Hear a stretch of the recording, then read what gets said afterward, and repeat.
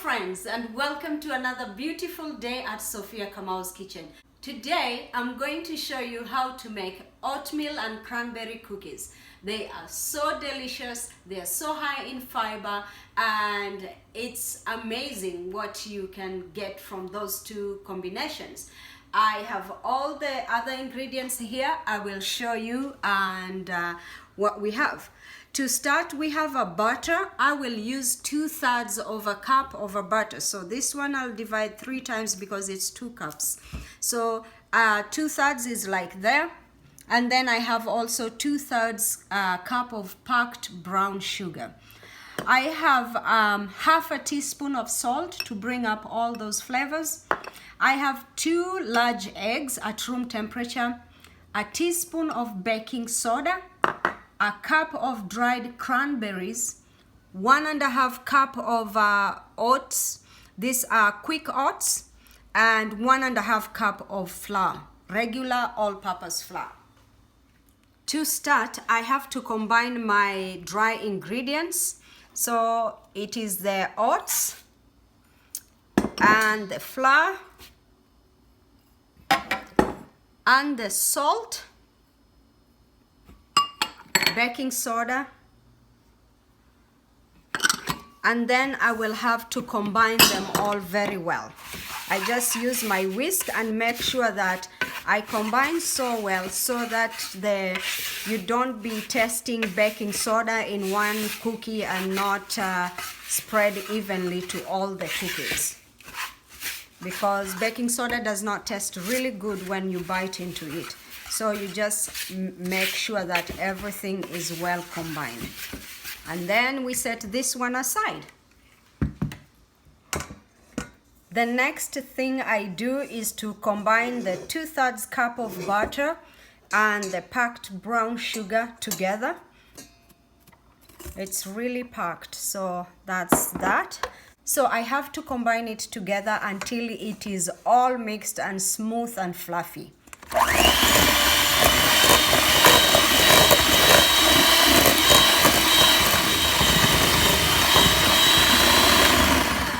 So when I'm doing this, I have to be stopping occasionally and scraping the sides of the bowl and making sure everything is well combined.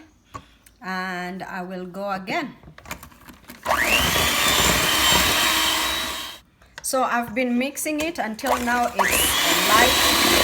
And the next thing I do is break my eggs one at a time.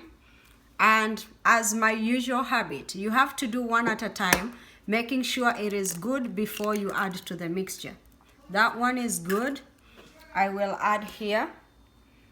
And then I break the other one and make sure it is good before you add. I've been in situations where really I added everything and one egg is rotten and everything goes bad. So I will beat one at a time. I'll start with this, and then when it's really fluffy and airy, and then I'll add this one too.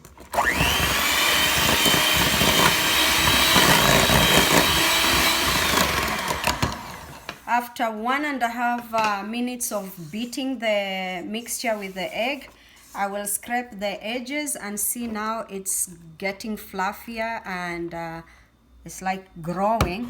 So now I will add the other egg and beat 1 to 2 minutes until it's all well combined and fluffy.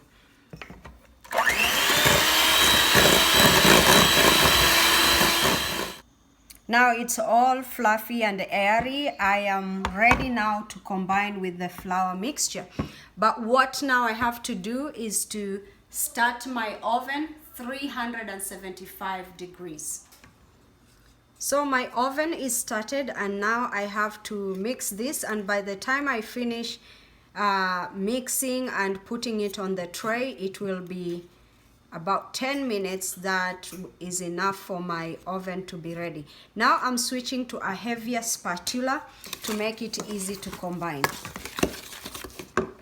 So adding the flour, all of it.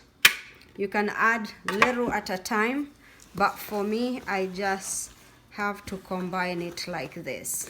And by the way, if you are really avoiding to eat wheat, I have been doing this, and this is what I do normally. I would, instead of using the flour, the all-purpose flour, I'll just take the equivalent amount of the oats and grind them into powder.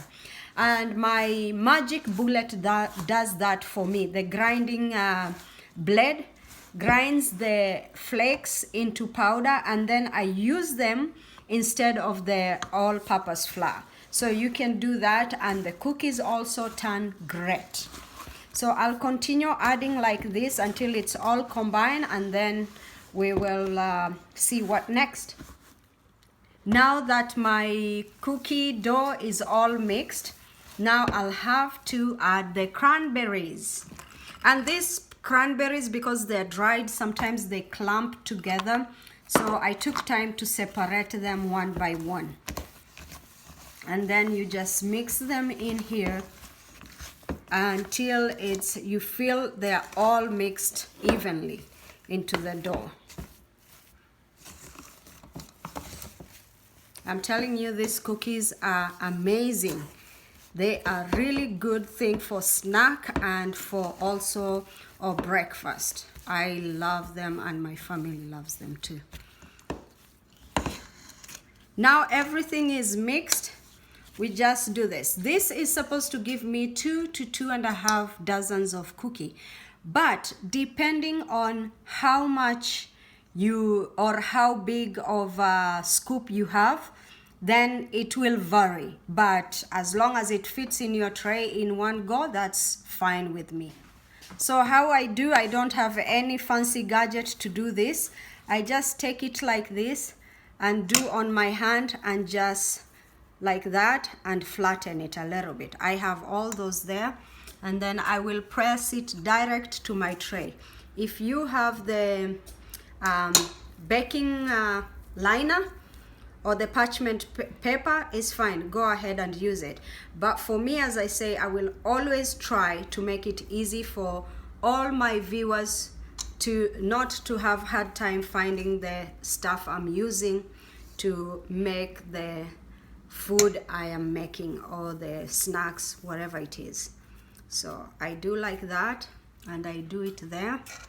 So they don't have to be perfect, because we are not measuring them, we are not doing by machine. And I'll continue doing like this, and then we'll see how many I get from this. Now my oven is ready, 375 degrees Fahrenheit. That is approximately 190 degrees Celsius. My cookies are here. I managed to get 24. And if you made them smaller, you will get more than that, like 30, 2.5 dozens. But mine is just 2 dozens, and I've spaced them okay. Now I'm going to put them in the oven. For cooking time, I will take 12 minutes. It says 10 to 12 minutes. I take 12 minutes. My cookies are now done, and let's see how they look. Look at that. 12 minutes. I have jumbo cookies, and they are amazing. You can see that. So let's see how they are without the parchment paper. It's all good and perfect. All of them are coming out easily. So that's why sometimes I feel some products are not necessary. So I'll remove them here and put them in a cooling rack and just enjoy after that. And you see how simple it was. My cookies are done, and I can't wait to enjoy.